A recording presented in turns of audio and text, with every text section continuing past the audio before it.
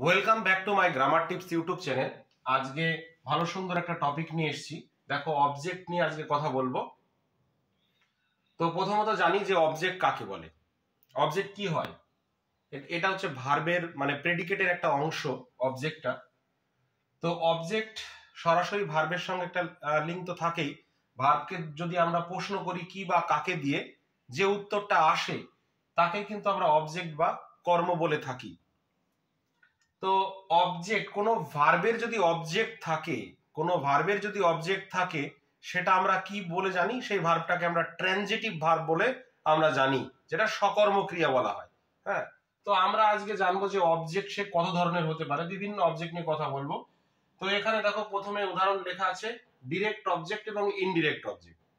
একটা এক্সাম্পল দিয়েছি, he gave me a বুক, সে আমাকে একটা বই দিয়েছিল।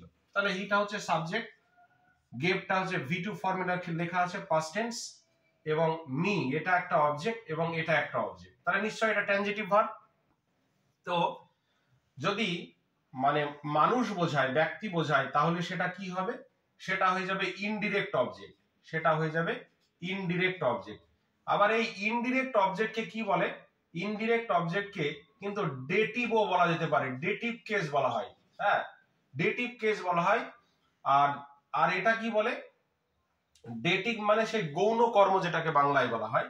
আর এই যে বস্তু যেটা বোঝায় সেটাকে ডিরেক্ট অবজেক্ট বলা হয়। ডিরেক্ট অবজেক্ট বলে। আর যেটাকে বলা হয় মুখ্য, এটা মুখ্য কর্ম। আর এটা হচ্ছে কিন্তু গৌণ কর্ম, এটা হচ্ছে গৌণ কর্ম। তাহলে ব্যক্তি যদি বোঝায় তাহলে ইনডিরেক্ট অবজেক্ট, আর বস্তু বোঝালে ডিরেক্ট অবজেক্ট। আবার ইনডিরেক্ট অবজেক্ট গুলোকে ডেটিভ কেসও বলা যেতে পারে।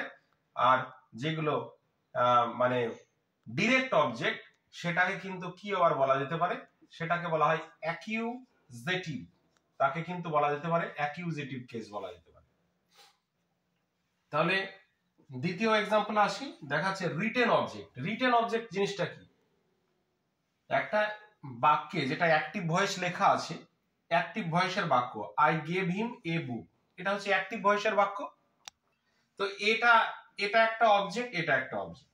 আমরা যখন ভয়েস চেঞ্জ করি, যদি এটা এই বাক্যটাকে যদি আমরা ভয়েস চেঞ্জ করতে যাই তাহলে কি হবে? তাহলে হিটা নিয়ে নিব, হি ওয়াজ গিভেন। তাহলে দেখো, এইটুকুনই বুঝে নি যে হি ওয়াজ গিভেন অর্থাৎ এই অবজেক্টটাকে আমরা কি করছি? সাবজেক্ট হিসাবে বসিয়ে দিচ্ছি।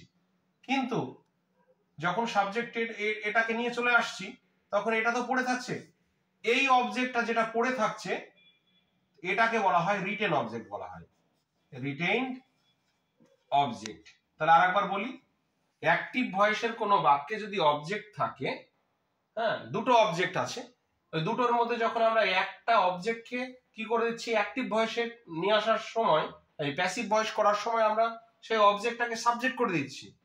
কিন্তু যখন সাবজেক্ট করে দিচ্ছি আর একটা তো অবজেক্ট পড়ে থাকছে, এই যে অবজেক্টটা পড়েছিল, তখন এটা কি হয়ে যাবে? এটাকে বলবো আমরা রিটেইন অবজেক্ট। 3 নম্বর এক্সাম্পলে আসি, কগনেট অবজেক্ট। কগনেট অবজেক্ট কি জিনিস? আমরা তো জানি যে ট্রানজিটিভ ভার্বের অবজেক্ট থাকে, আর ইনট্রানজিটিভের কিন্তু দরকার নেই, মানে বাক্যকে কমপ্লিট করার জন্য কিন্তু দরকার নেই, ইনট্রানজিটিভের কোনো অবজেক্ট দরকার নেই। কিন্তু অনেক সময় কি বলা হয়? সমর্থ জ্ঞাপক শব্দ গ্রহণ করে। এখানে ran, I ran a race, এটা সমর্থ জ্ঞাপক একটা শব্দ নিয়েছে, আই র্যান এ রেস। এই অবজেক্টটাকে কি বলছে?